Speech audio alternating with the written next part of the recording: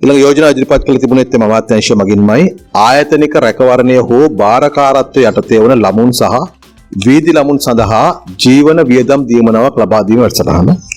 දෙමාපියන් අහිමිවීම, බාරකාරීත්වය අහිමිවීම, මව සහ පියා යන දෙදෙනාම හෝ ඉන් එක් අයෙකුගේ හෝ බාරකාරත්වය යටතේ සිටියද ජීවත් වන නිවස තුළ නිසි රැකවරණය සහ ආරක්ෂාව නොමැති දරුවන්ට මෙන්ම අනාථ හා අත්හරුන් ලැබූ දරුවන්ට රැඳවුම් නිවාස ළමා සංවර්ධන මධ්‍යස්ථාන තුළ ආයතනික රැකවරණය ලබා දෙනු ලබනවා. 2024 වර්ෂයේ අවසාන වන විට රජය ස්වේච්ඡා සංවිධාන සහ රාජ්‍යනෝල් සංවිධාන මගින් රට පුරා පවත්වාගෙන ලබන ළමා සංවර්ධන මධ්‍යස්ථාන 356ක ළමුන් 9191 දෙනෙක් පමණ නේවාසිකව රැකවරණය ලැබමින් සිටින බව වාර්තා වෙනවා.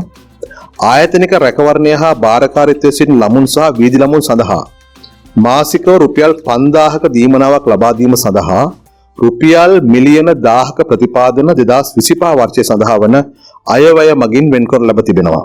ඒ අනුව යෝජිත ජීවන වියදම් දීමනාව පහ සඳහන් පරිදි ගෙවීමටත් එම වැඩසටහන තිරසරව හා ඵලදායීව පවත්වා ගැනීම සඳහා අවශ්‍ය මඟ පෙන්වීම සහ පසුවිපරම් කටයුතු සඳහා ළමා හා කාන්තා කටයුතු අමාත්‍යාංශයේ ලේකම්ගේ සභාපතිත්වයෙන් සහ අනිකුත් අදාළ කරන ආයතන නිලධාරීන්ගෙන් සමන්විත ජාතික මෙහෙයුම් කමිටුවක් පත් කිරීමටත් කාන්තා හා ළමා කටයුතු ඇමතුම ඉදිරිපත් කළ යෝජනාවට කැබිනට් මණ්ඩලය අනුමැතිය ලබා දුන්නා.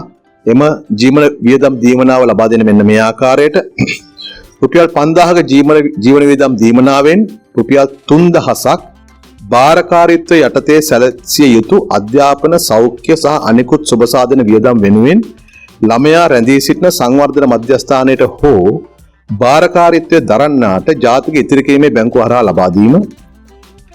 ඉතිරි රුපියල් 2000ක මුදල දරුවාගේ අනාගත අභිවෘද්ධිය වෙනුවෙන් ජාතික ඉතිරි කිරීමේ බැංකුවේ දරුවාගේ නමින් වූ ඉතිරි කිරීමේ ගිණුමක මාසිකව තැන්පත් කිරීම. ජාතික ඉතිරි කිරීමේ බැංකුවේ ජාලය විශේෂයෙන් රට පුරා තිබෙන තැපැල් කාර්යාල ආශ්‍රිතව පවතිනවා.